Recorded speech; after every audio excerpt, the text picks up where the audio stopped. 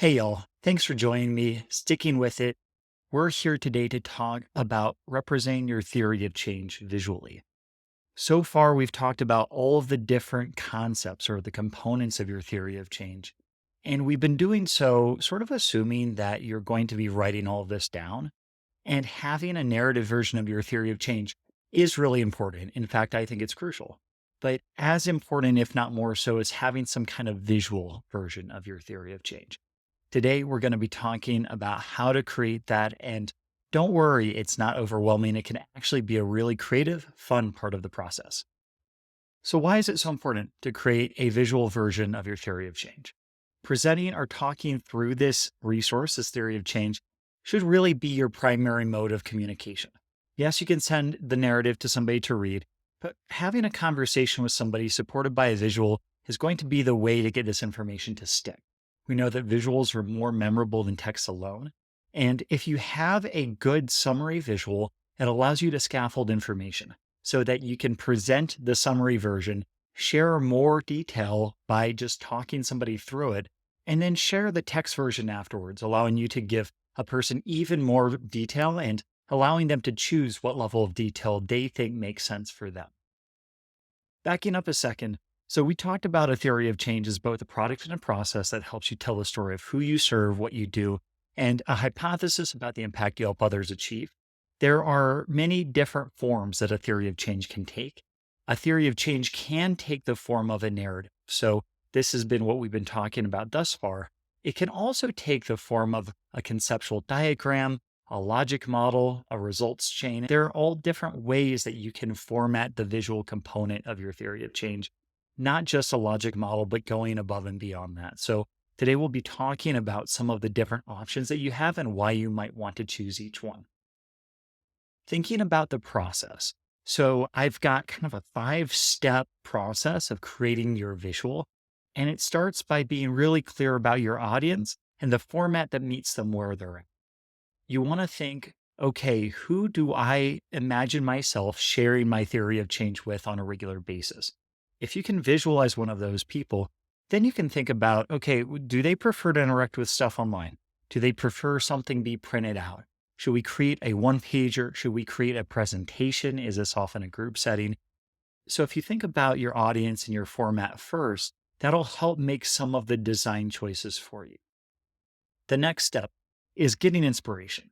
There are a lot of theory of change examples that live online, and I've pulled some examples from online research as well as from my own work into a presentation that I'm going to share with you here in a minute. So I would encourage you to just kind of flip through that and note which ones you gravitate towards, maybe which ones you don't gravitate towards and why.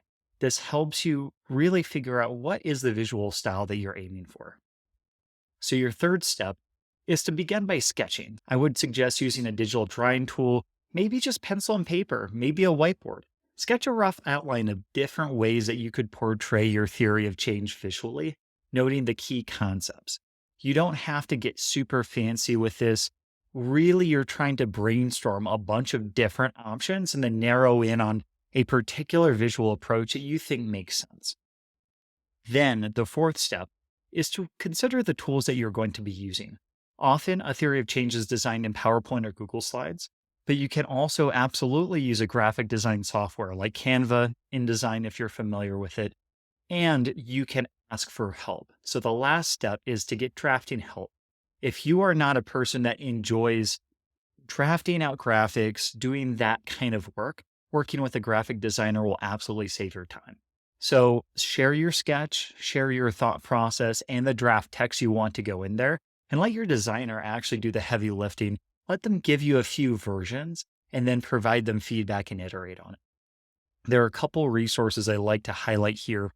If you're in the Denver area like I am, the Open Media Foundation is a great resource for graphic design support, as well as many, many freelance graphic designers that are here in Denver. If you are outside of Denver and or just prefer working with somebody really quickly, seamlessly online, Fiverr is a site for digital freelancers from all over the world, and you can get started with working with somebody there in minutes. I've used Fiverr to do some graphic design work for CoEffect.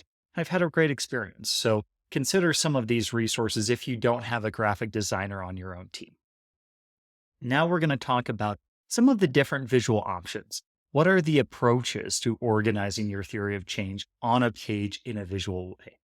The first and most basic is the logic model. And you shouldn't be surprised by this. Many folks actually hear of a logic model before they hear of a theory of change. In effect, it's one kind of theory of change, it's one approach to portraying this. And the logic model comes from the 1980s when it was really described in the academic literature and then picked up by the W.K. Kellogg Foundation in the late 1990s. The philanthropy world really hung on to logic models for quite a bit from the late 90s through the early 2000s as a format for describing what the heck your organization is doing and what you're trying to achieve. So this is a great format because it's familiar and it's well established. It's pretty linear. It's pretty easy to read in general. Some of the downsides of this, it's often difficult to represent many different streams of work and or the contribution of your organization or a partner. So when you're thinking about using a logic model, it's best for generally maybe a more simpler, linear kind of program. And if you find that what you're doing isn't quite as linear, might make sense to use a more flexible medium. But a logic model is a very fair choice. And so I don't want to discredit this. If you choose to use this format for your theory of change, that is totally a valid option. So the next option that comes to my mind is what I'll call an outcomes chain. And when you're looking at a graphic that looks like this, it also can look like a process map in some ways. It wasn't really initiated by one entity, but it categorizes a bunch of different approaches for creating your theory of change. And it emphasizes the change process that's experienced by a participant or service recipient. So when you're looking through this, notice that each of the boxes is not necessarily an activity that they participate in, but it's an outcome. So this theory of change is saying, if our clients reflect on their lives and their futures, then they can see a different future for themselves. Then they can work on a plan for change with their key worker.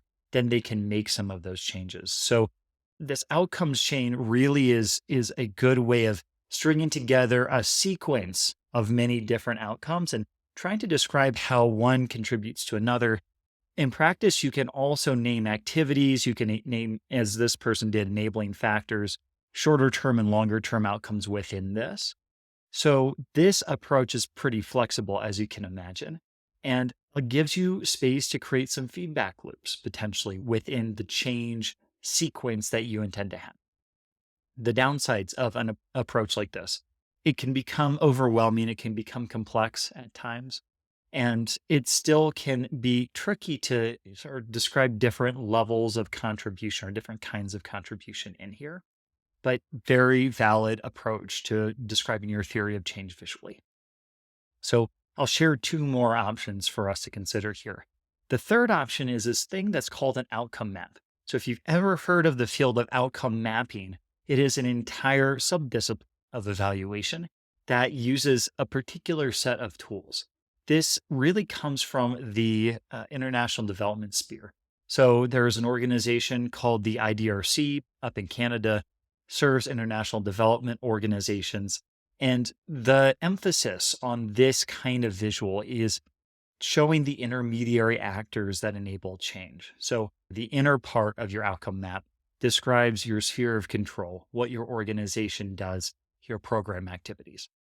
The intermediate circle describes changes that happen through the first line of partners that your organization works with. These are called your influence partners. This is called your sphere of influence. So these are organizations that you partner with in order to reach your outcomes. And then the final layer of this is your sphere of interest. These are the outcomes or changes for people that you are really ultimately trying to influence. It's designed for a sort of train the trainer approach, if you will. If you're an organization training community partners to support people on the ground, then your organization's activities are in your sphere of control. The folks that you're training are your sphere of influence, and the on the ground, the community members that are finally benefiting from that training from those partners are your sphere of interest. So that's how this is designed. And it can be really effective for an organization that is serving as an intermediary like that, for an organization that's trying to influence a particular issue through somebody else. it really represents that collaboration and the importance of those collaborative partners on here. The downsides of this may not be as common or well established, especially for domestic organizations. There are a lot of international development organizations that have that train the trainer approach, a little bit less common domestically. There's some new terminologies that are used here. So it isn't a fit for every organization, but there are some organizations that this really, really makes a lot of sense for. And then the final category is thinking about creating a custom framework for a theory of change, a truly custom visual. And in this, you can do literally whatever you want with a visual representation. I've got a couple of options on here.